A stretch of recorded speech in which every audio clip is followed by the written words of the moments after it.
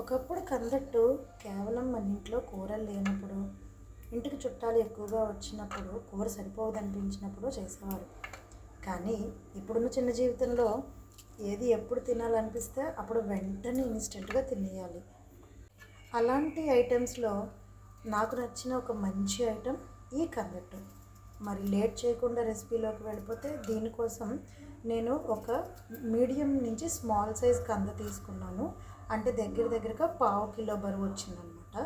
So దీన్ని చక్కగా పైన ఉన్న తొక్క అంతా తీసేసి ముక్కల్ని బియ్యం కడుగు నీళ్ళతో రెండుసార్లు కడుక్కుని ఆ తర్వాత మామూలు నీళ్ళతో కడిగాను. ఎందుకంటే దురదగా ఉంటుంది కంద, ఆ దురద పోవడానికి.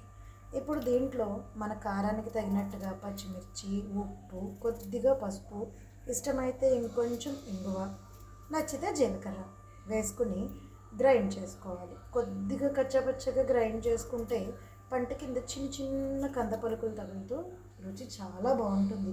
సో అలా కాదు, మాకు పూర్తిగా మెత్తగానే కావాలి, ఇంట్లో పెద్దవాళ్ళు ముసలి వాళ్ళు కూడా ఉన్నారు అనుకుంటే మీరు దాన్ని ఫైన్ పేస్ట్ కింద గ్రైండ్ చేసేసుకోవచ్చు.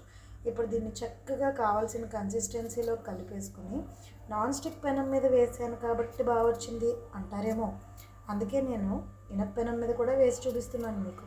సో ఎటొచ్చి ఏంటంటే నాన్ స్టిక్ పెనం మీద ఎంతసేపు కాలినా ఈజీగా వచ్చేస్తుంది. కానీ ఇనప పెనం మీద అయితే కొంచెం లో నుంచి మీడియం ఫ్లేమ్లో కాస్త ఎక్కువసేపు కాలనివ్వాలి. సో ఇలా బాగా కాలిన తర్వాత దాన్ని చక్కగా రెండు వైపులా కాల్చుకొని కొద్దిగా నూనె వేసి మరి ఇంకొంచెం సేపు కరకరలాడేలా వేయించుకొని తీసేసుకుంటే మనకి రుచికరమైన కందట్టు రెడీ అయిపోతుంది. అదిగో చూసారు కదా, ఇనప పెనం మీద కూడా నేను ఏమాత్రం తీసుకోనంటూ చక్కగా కందట్టు రెడీ అయిపోయింది. మరి ఇంకెందుకు ఆలస్యం, మీరు కూడా ఈ రెసిపీని చూసి మీరు ట్రై చేసి ఎలా వచ్చిందో నాకు కామెంట్ సెషన్లో తెలియజేయడం మర్చిపోకండి. మరిన్ని వీడియోస్ కోసం మన ఛానల్ని ఇప్పటివరకు ఎవరైతే సబ్స్క్రైబ్ చేసుకోరో వారందరూ సబ్స్క్రైబ్ చేసుకుని మీ ఫ్రెండ్స్, ఫ్యామిలీ మెంబర్స్ అందరికీ షేర్ చేసి మన ఛానల్ని బాగా సపోర్ట్ చేస్తారని కోరుకుంటున్నాను. Thank you.